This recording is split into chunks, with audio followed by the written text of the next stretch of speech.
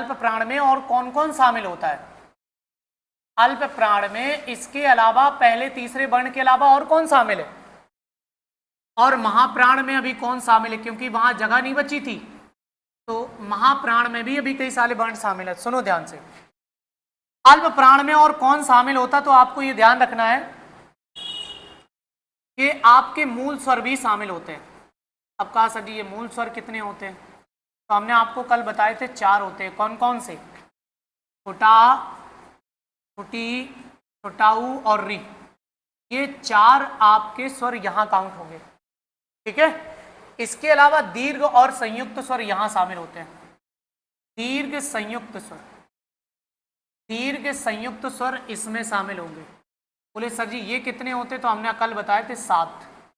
बोले कौन कौन से होते हैं? तो ध्यान से सुनो, हम अगर इनको लिखाने जाएं आपको, तो जैसे बड़ा, बड़ी, बड़ाऊ और आपका ए, आए, ओ और औ, ओ और औ इसमें काउंट हो जाएंगे, ध्यान रखिएगा, ठीक है। तो इन्हें ध्यान में रख करके ही चलना भैया। इसके बाद एक बात और भी सुनेंगे हमारी।